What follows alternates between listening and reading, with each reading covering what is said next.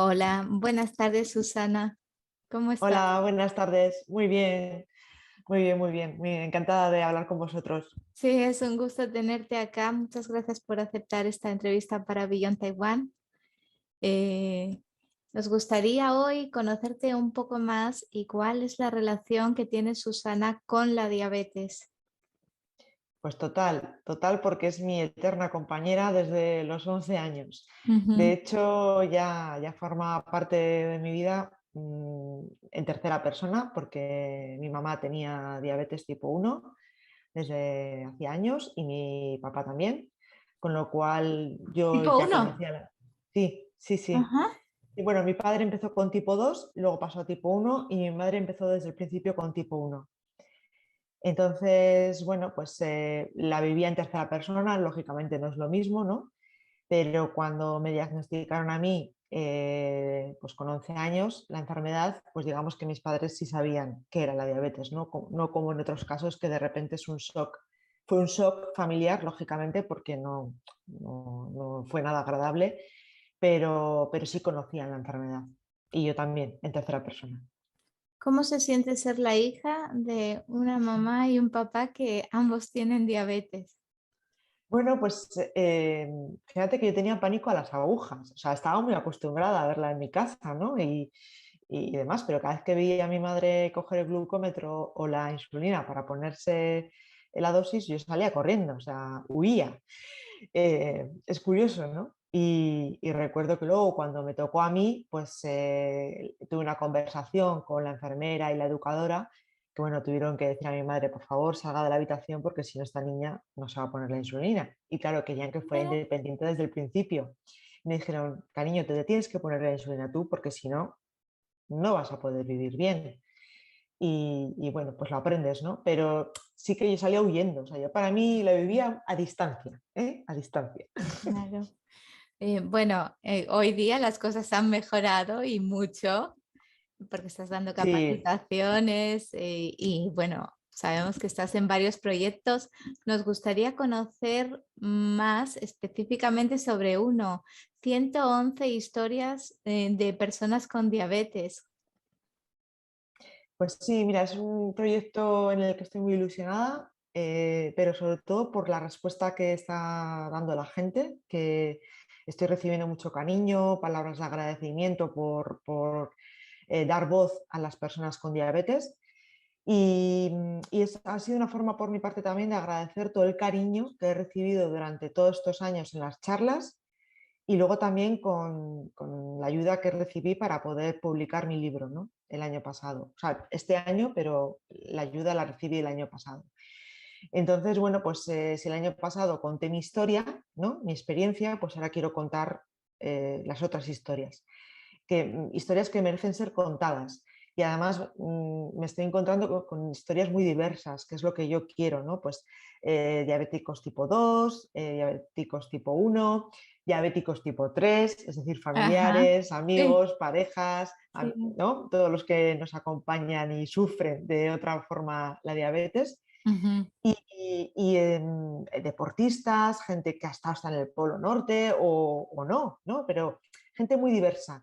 Y quiero plasmar la realidad, ¿no? Y ayer, por ejemplo, tuve mi primera entrevista con una chica de Tenerife, joven, muy maja, y me di cuenta de que, o sea, todavía afiancé más de que es un proyecto chulo, porque realmente lo que quiero transmitir a la gente que no conozca la enfermedad o a la gente que acaba de conocerla, mirar, esta chica se llama Judith o este Pablo, Ángel, Mónica, hace todo esto, es fotógrafa, Sí. sube montañas, es médico, ¿no? Y tiene diabetes, ¿no? Pero que no, que sientan, que vean a la persona, que conozcan a las personas con diabetes.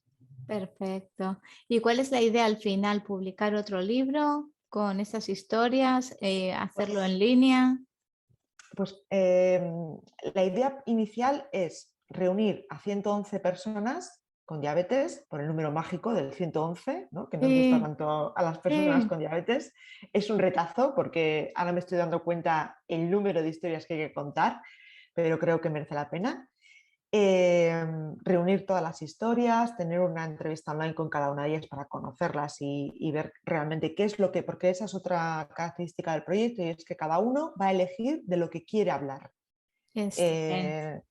O sea, cada uno, hay gente que quiere hablar del debut, hay gente que quiere hablar de que pertenece a una asociación, otros de cómo se puede competir con diabetes, cómo fue un embarazo con diabetes. Es decir, va a ser un libro en el que se va a hablar de todo tipo de cosas y van a poder ser ellos los que elijan de qué es lo que quieren hablar. Maravilloso. Eso a mí me parece que es importante, ¿no? Porque a cada uno, bueno, pues nos duele algo o queremos exponer una cosa, pues que lo Ujú. hagan.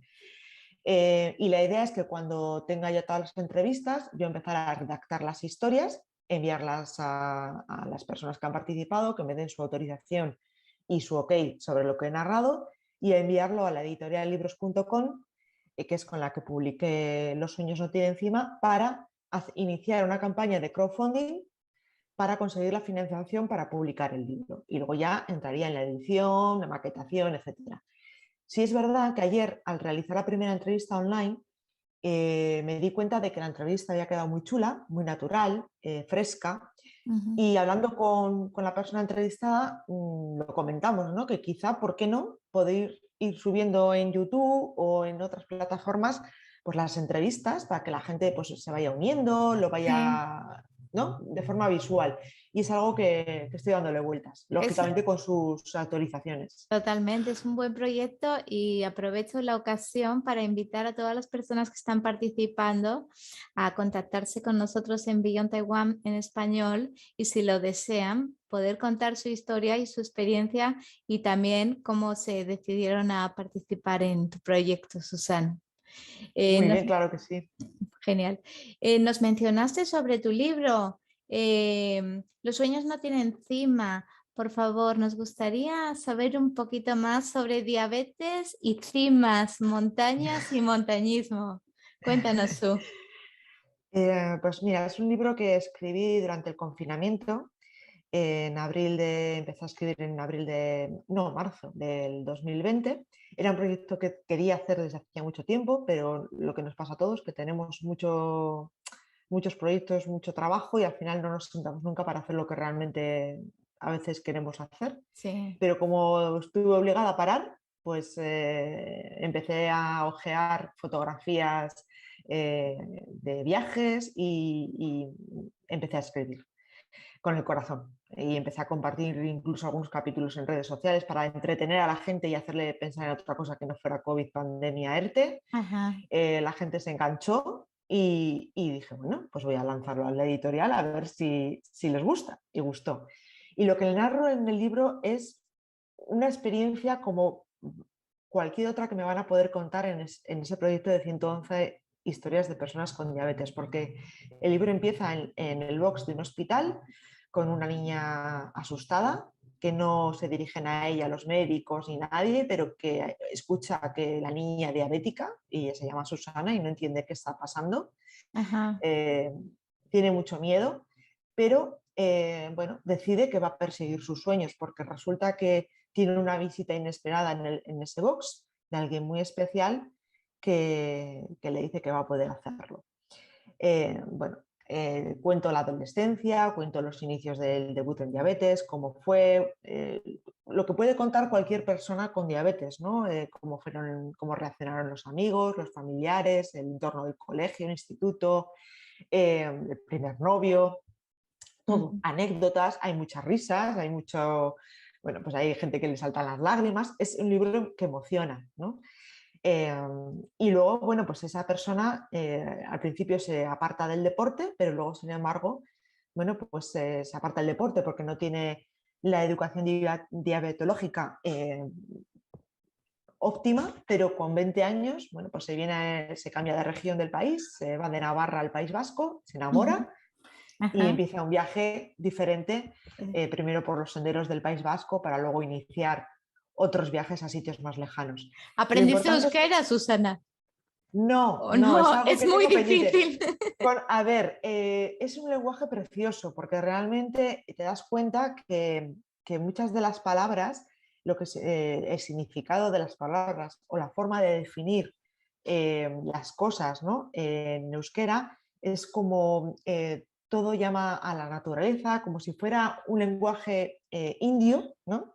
Ancestral, porque realmente es un lenguaje No, ancestral. de hecho no es una lengua romance, está en Eso es, España, eso pero es, el origen eso es es. distinto, sí. Eso es, aprendo, o sea, sé muchas más palabras que cuando vine, pero es una asignatura pendiente, ¿eh? Cuando Sí. deje estos proyectos tendré que Uf, ponerme a estudiar euskera, que ya es hora, pero es sí. complicado, es complicado, es Sí. complicado. Y si quisiéramos leer tu libro, ¿dónde lo podríamos adquirir o conseguirlo? Porque nos lo estás contando y por ahí decimos, ay, no, yo quiero conocer la historia de Susana.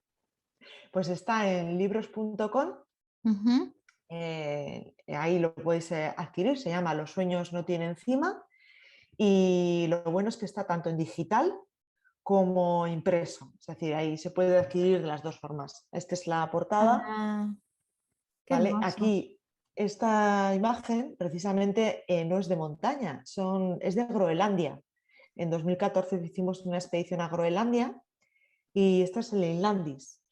Entonces, bueno, recorrimos parte de la capa de hielo y tal, y al final la elegimos como portada porque nos parecía muy, muy llamativa y como Mm, es un poco metáfora de las montañas heladas, ¿no? Entonces, la silueta. Entonces, bueno, pues qué nos hermoso. parecía un... Eso es. Qué hermoso.